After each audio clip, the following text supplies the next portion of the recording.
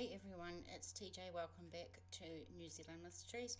Thank you to all my returning subscribers. It's awesome that you keep coming back and I adore you.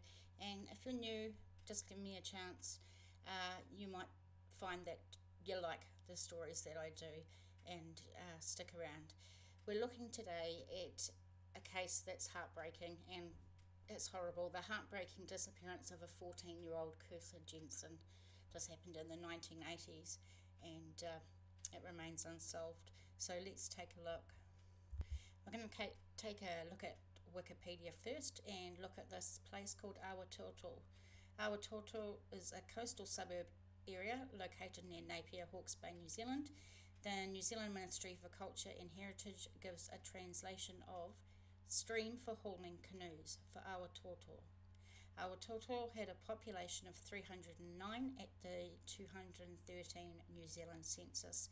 I can't imagine it would go much further or get many more people. Awatoto is located approximately 5 kilometres south of the Napier city centre on the coast of Hawke's Bay on the east coast of the North Island of New Zealand.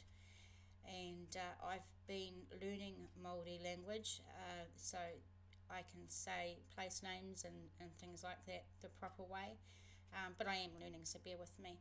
Now we're going to take a look at Google Maps. This is obviously the North Island of New Zealand, and that big red place on the east coast is where we're wanting to go. So if we have a look, Napier here and Hastings down here are sort of biggish towns, and Awatoto is on the coast there, and I've seen pictures and it's absolutely beautiful, but everywhere in New Zealand is beautiful, just another place. Let's get into it.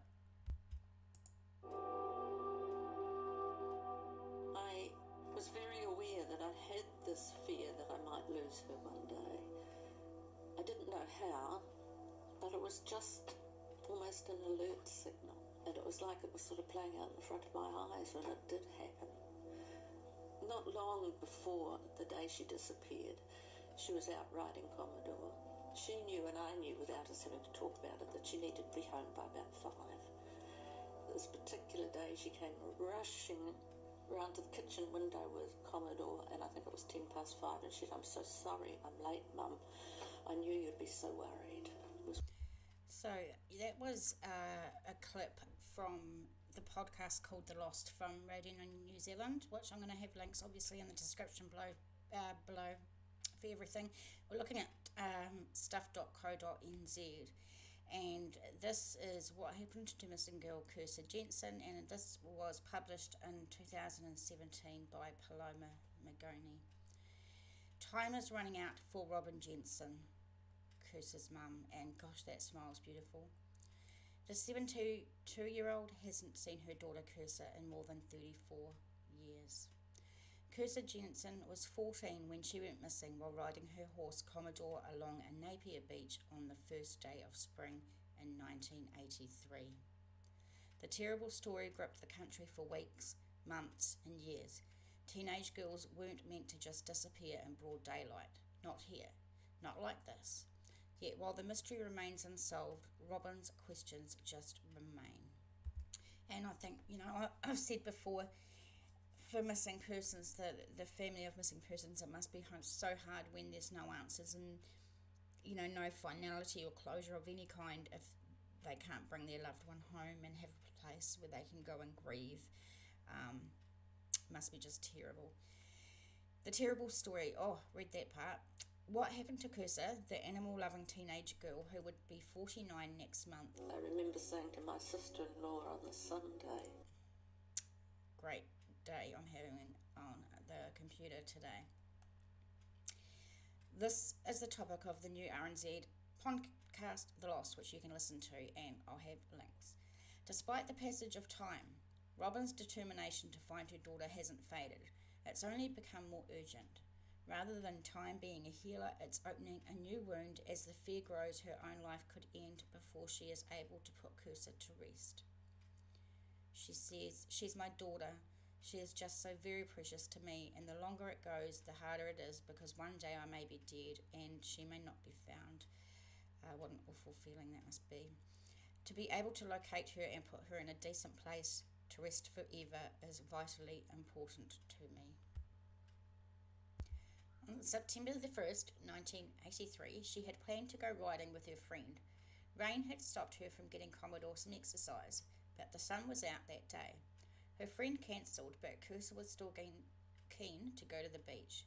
She got Commodore ready and said goodbye to her mum about 2:45 p.m. At 5 p.m, Robin began to feel anxious. At 5:45 p.m, she phoned the police, and her mum wasted no time. She knew something was wrong straight away. Not long after that, Robin heard a horse had been found loose near a bridge in Awatoto, about 7 kilometres from the vicarage. It was Commodore, and Kirsa was missing. The police initially thought Kirsa could have fallen off her horse. They found parts of a bridle and hoof prints on the beach near a gun emplacement next to the Taikuri River, but the investigation led them to believe someone was responsible for her disappearance. An orchard worker called John Russell was one of the first witnesses to contact the police, saying he had seen a girl with a bald, middle-aged man at the beach. He would later become the prime suspect in the case. In 1985, he confessed to Kirsa's murder, but later recanted, telling the Holmes program he had been mentally ill. No charges were ever laid. And the Holmes program was just like a current affairs program, and it was hosted by a guy called Paul Holmes. Robin believes her daughter was attacked and kidnapped near the gun emplacement. As time gnaws at her, she hopes talking about Kirsa again will help find her daughter. There is always that likelihood that somebody might know something, and in a certain situation they may actually share, she says. And that's why we're doing this. It's why I do what I do, because you guys are amazing at sharing this information around Facebook and YouTube, and you just never know which person might see it and might actually share. Robin has kept Kirsa's old riding jacket, which still has her old pins from the Whakatane and Hawke's Bay Hunt clubs on it. If Kirsa is ever found, she'll be buried with it. Someone once asked Robin if there will ever be a time when she stops looking for her daughter. I said, "How stupid can you be? A mother doesn't forget her child. I could no more forget Kirsa than fly to the moon. She's part of me and she's very important. A mother doesn't forget her baby," she says. "Until the day I die, I'll keep hoping. I will never give up hope." Those are really powerful words, and they do give me a bit of a choke in my throat, to be honest. So information here on who you can call, but we'll have all that information as well in the description box below. Napier Police on 068310 700, or of course Crimestoppers, which we will look at. Before we move on to the next article, if you do have any information, of course, Crimestoppers is really anonymous, 0800 555 111. You can call police on 105. nzmissing@gmail.com if you want to do any case suggestions. We are on podcast and Facebook. Thank you to anyone who has gone to buymeacoffee.com/NZ Mysteries and shouted me a $3 coffee. I appreciate it very much. If you'd rather use PayPal, the link is in the description box below if you're on YouTube, if you're on podcast, in the show notes. Please don't forget to like and subscribe. It's a really great way to support the channel. All this information will be in the description box below. Let's get back into it. So now we're going to nzherald.co.nz, and I think they got this from Hawke's Bay today. Cold case mystery: has the killer of Kirsa Jensen taken his secret to the grave? This was published in 2018 by Doug Lang.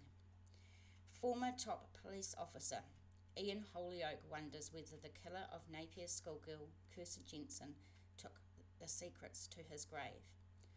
But the now 77-year-old, who was head of the Napier CIB at the time the 14-year-old schoolgirl disappeared on September 1983, has revealed the all-consuming impact of the case. The diversion of a stupid bloody white truck, which probably never existed, and his ongoing search for inspiration to bring the long-running mystery to an end. He often goes to St Paul's in the capital. He sat in the cathedral thinking for half an hour or so about Kirsa, possible closure for grieving parents Dan and Robin Jensen, and of what his expansive team might have missed in not being able to find either a body or a killer. They say there will always be a one big case you'll never solve. He says this could be that one. I've sat in churches and thought and tried all sorts of things, but we still haven't come up with any solutions. And I guess we forget about the police officers that work on the case and other people involved, and we think of the immediate family and the friends, but sometimes these cases reach a lot more people, and a lot more people are affected by them for many years. Of course, Kirsa Jensen, daughter of St Augustine Anglican church minister and a school teacher mum, disappeared while on an after-school ride with horse Commodore. The alarm was raised after she failed to return home as expected about 5 p.m. Robin Jensen called police about 5:45, and this mum did everything right. She was so onto it and so damn quick. Concerns escalated when the horse was found tethered near an old World War II gun emplacement on the Napier side of the Tuatai Kuri River mouth, but there was no trace of the girl, who was a pupil at Clenso High School. She would have turned 15 3 months and 2 weeks later, and 50 this coming December, although this was in 2018, so it's 52. Amid nationwide publicity and an offer from Napier newspaper The Daily Telegraph to post a $5,000 reward, information came from several people based on what they'd seen in the area. Among these was Whakatū orchard worker John Russell, who initially told of driving past and seeing a girl talking to a man, holding her at arm's length and near a parked white truck. Much publicity focused on further information about the truck, and police spent some time focusing on Russell, establishing that his movements appeared to be kosher and suitable for an alibi. During the process, Russell was to tell police he was that man to whom he had referred, and that he had been driving past when he saw a girl with a horse and turned back to see if she was all right. He said the girl had blood on her face and told him she had fallen from the horse and someone had gone to contact her parents.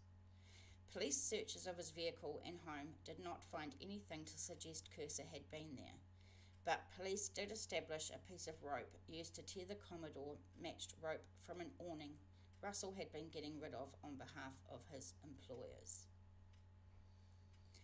The Kirsa Jensen case took a bizarre twist when John Russell made a confession in 1985.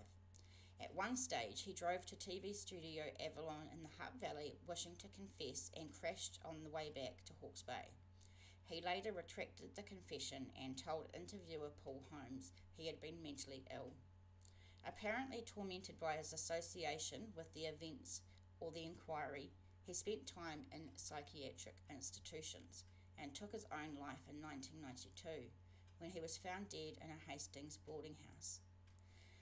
Holyoke remains open-minded on whether Russell was their man and does wonder how much the stupid bloody white truck, which probably didn't exist, may have interfered with people's recollection or views on what they may have seen, to the extent there may still be crucial evidence that was never reported to the police.